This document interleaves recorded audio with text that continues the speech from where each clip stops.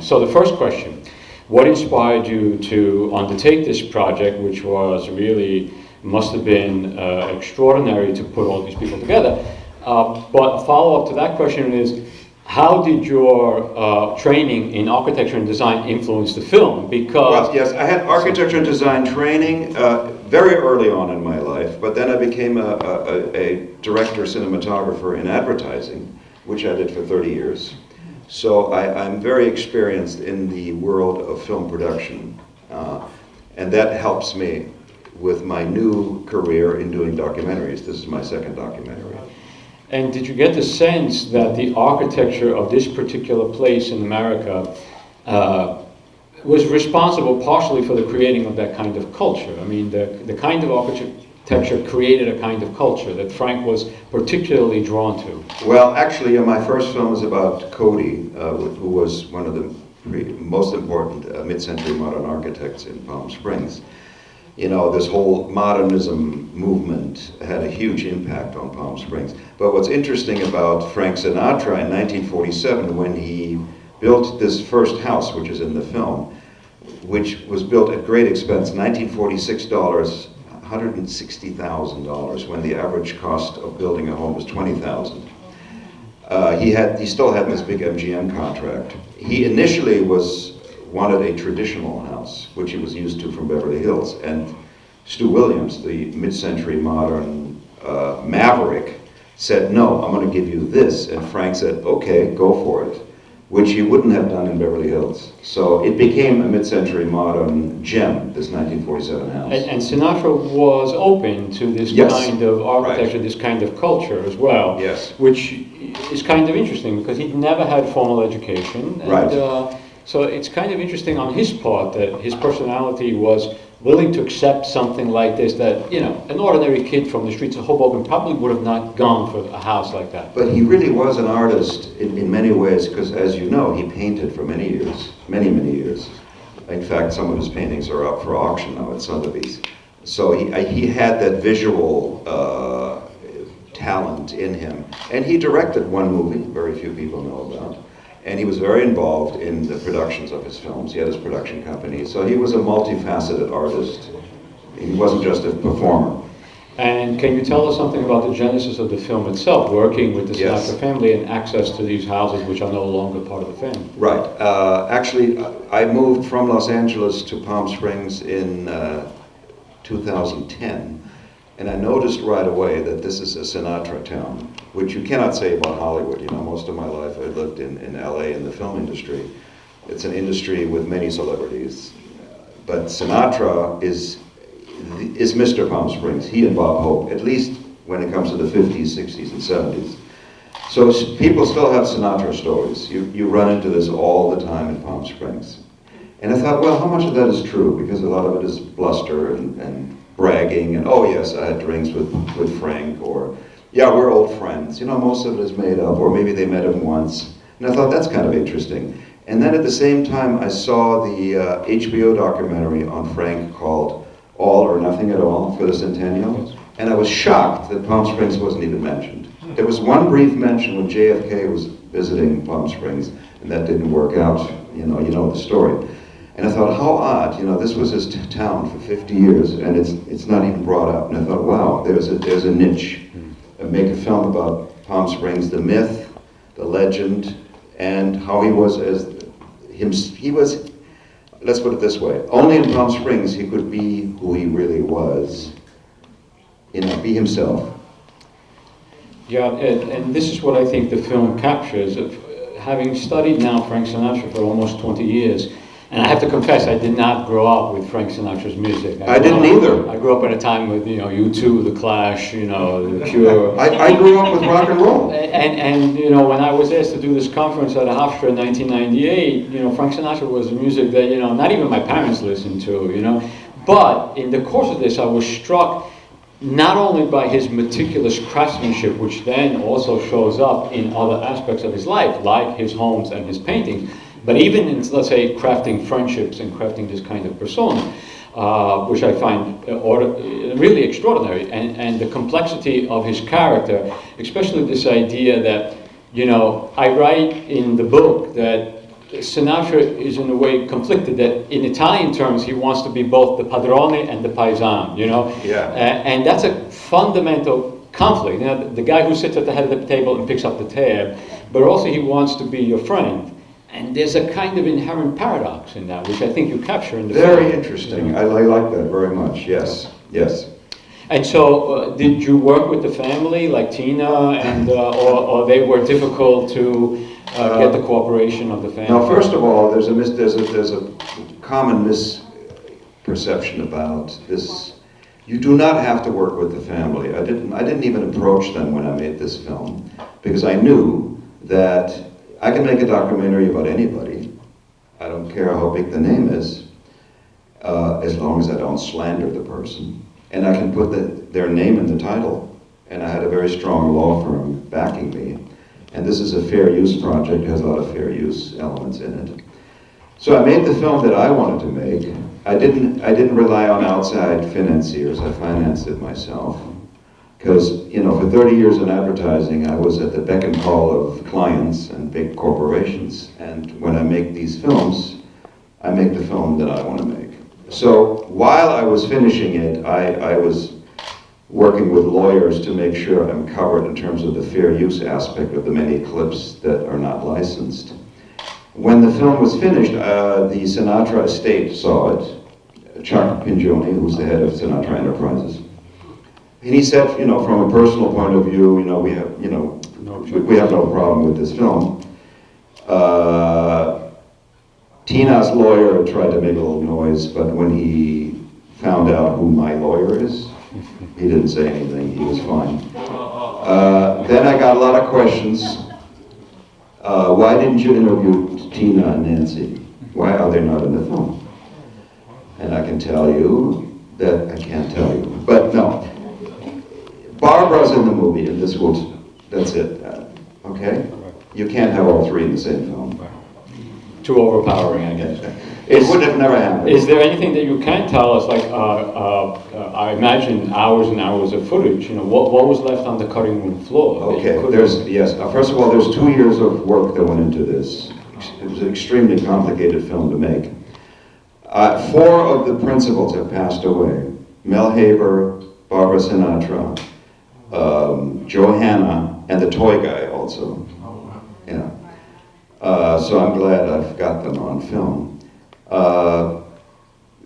Cutting room floor. Yes, there's 30 minutes of material that's in the bonus material of the DVD that'll be released June 11th, 2019 by our distributor, Shout Factory in LA. Okay. How do you get that? Pardon? How do you get it? How would you obtain that? June 11, 2019, it'll be all over the place. But I have no control over that. I'm sure it'll be on Amazon. We'll email you. We'll let you know. Yes. Would you entertain some questions Sure. from the audience? Some questions, comments? Yes, sir. Yeah, Leo, I love the film. Thank you. I think it's great. I'd like to know why you didn't use more of Mr. Sinatra's music. Okay, I can tell you very simply. Licensing budget. Yes, if I self-financed the movie. Yeah. If I had licensed Sure. a Sinatra song, it would have cost me about $40,000 per needle drop. Waste of money. Yeah. My film is not about his music.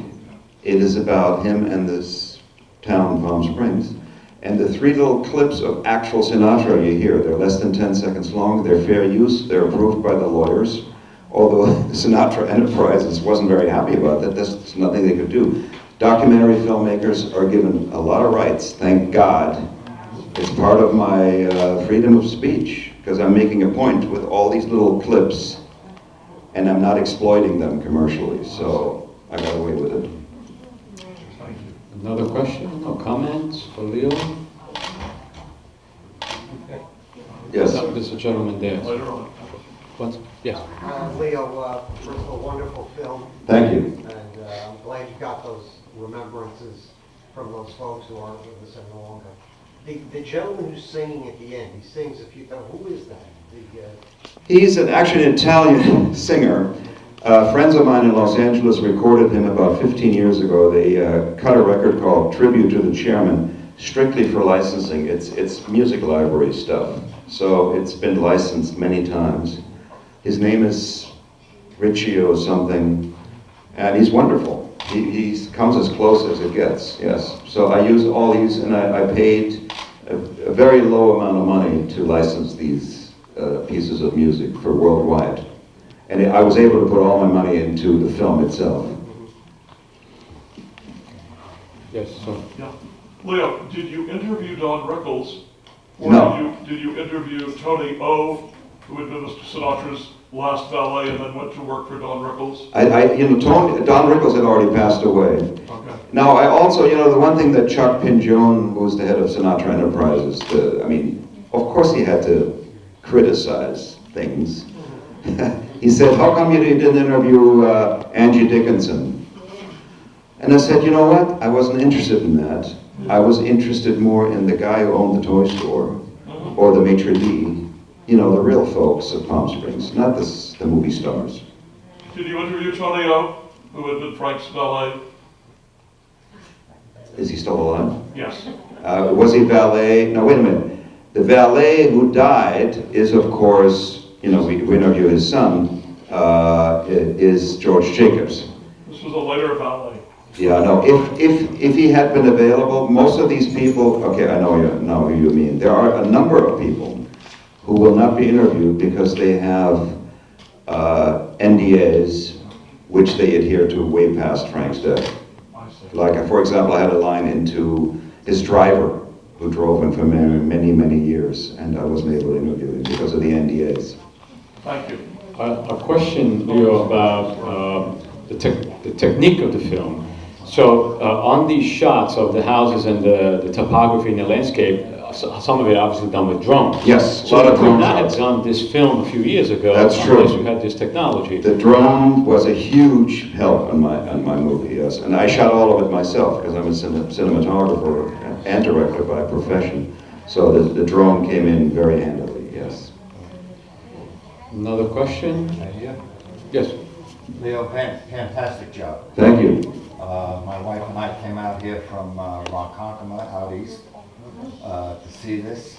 And I've been doing a tribute to Mr. Sinatra for 23 years.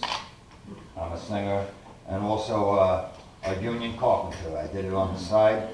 Excellent. I saw Mr. Sinatra 21 times. Wonderful. I've even had the opportunity in Atlantic City about 25 years ago. I was waiting for my wife and friends of mine, and Mr. Rickles came over to me in a restaurant, and he said, "Are you a Marine?" I says, "No, I'm here to see your show." So through a little conversation, he said to me, "Marine, come over here."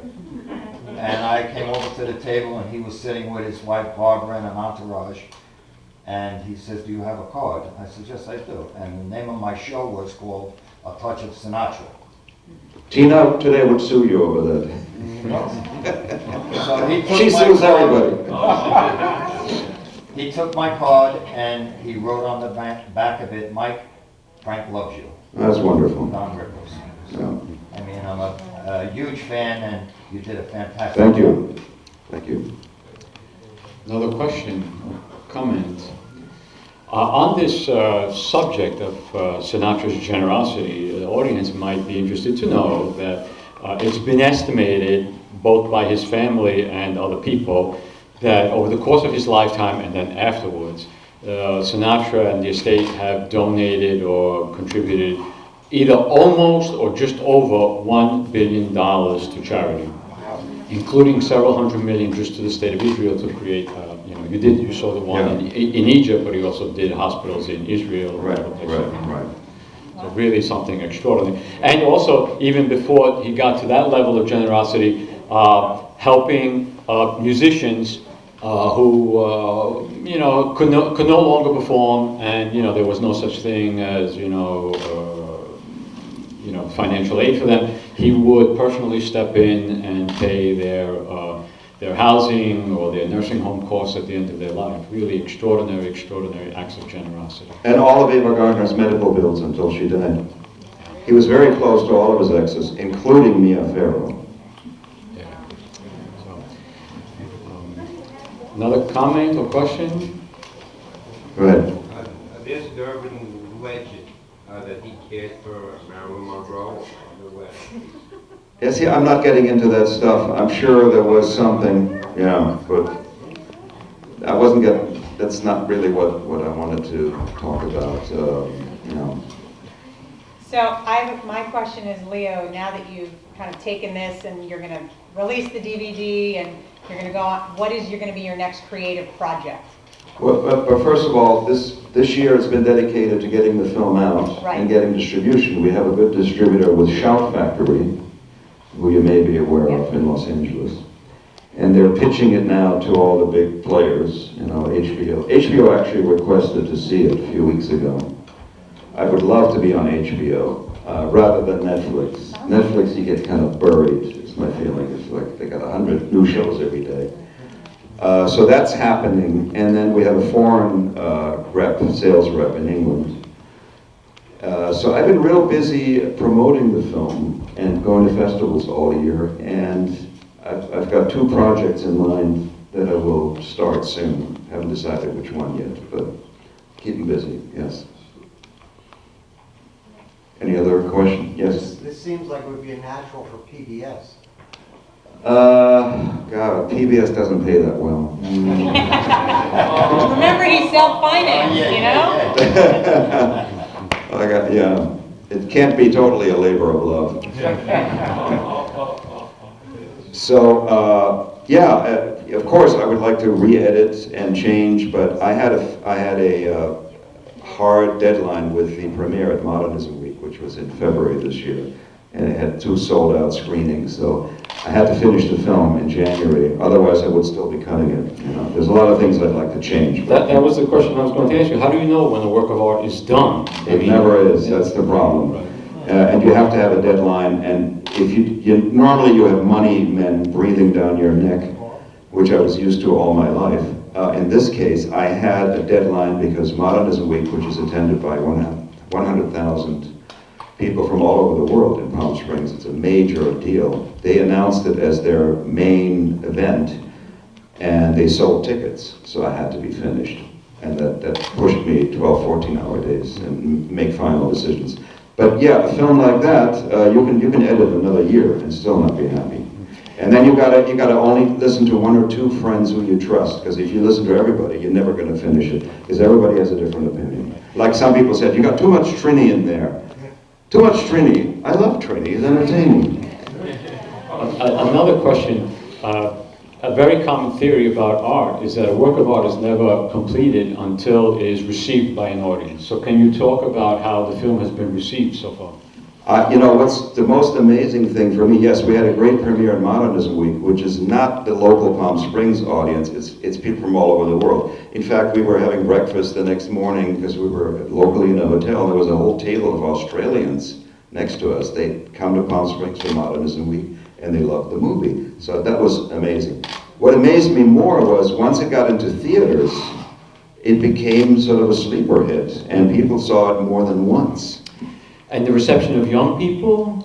Also, in Santa Fe, I noticed that first screening in a festival was at Santa Fe, and there was a whole row of 30-something people who loved it. That really surprised me. The audience might be interested to know there's an essay chapter in the Sinatra book which talks about Sinatra's influence on black culture and how rappers and hip-hop artists point to Sinatra specifically as their role model, as the creator and the epitome of cool in American culture.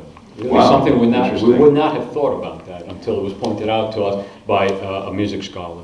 Well, you know, Palm Springs is not just Coachella, you know, which is a totally different music culture, but you have a lot of these 20, 30-somethings going to Palm Springs to live the Sinatra myth, the legend, having martinis, drinking Jack Daniels, you know, that kind of thing. From a historian's point of view, the attraction of Sinatra and the Rat Pack was the idea that while all of us, meaning men of the 1950s and 60s, were like, you know, men in the gray flannel suit going to work 9 to 5, here was a group of guys racially and religiously mixed, which was very important, Right. that were living the life that we wanted to live while Right. we had our 3.4 kids and the white Right. picket fence and the station wagon. This was Right. the life that we want. This was the life that we wanted to live. I was thinking about like Fellini and La Dolce Vita and Marcello Mastroianni, that kind of life Yes. of the 1960s. Right, so true. So that's such Yes. a cultural milestone for American history. Is absolutely extraordinary. Yes, yes. Okay? Any other? One last question. One last question, then we'll wrap it up. How did you get to interview Barbara Sinatra? And Okay. Is there any more with her? Barbara Sinatra died. I know that. I mean, How did I what? is there any more that you didn't put in that would Okay. be extra? This was done under extreme pressure, this interview, because at last minute she wanted to cancel again. It was the hardest interview to get because she changed her mind all the time. I only had one shot, 20 minutes, and her entourage hovering over me. I mean, it was enormous pressure. I only had 20 minutes, and I used all the good pieces. There's nothing else. Trust me. She was already a little gone. What was how long after that did she die? I interviewed her in December 2016. She passed away in August 2017, 6 months later, 8 months later. And the original Mrs. Sinatra just passed away. Yes. Nancy Sinatra, Senior. Nancy Barbara, just Yeah. died, 102. 101, I think. But she never spoke to the media, so No. she was not available. No, no, no. Why All don't right. they- Thank you very much.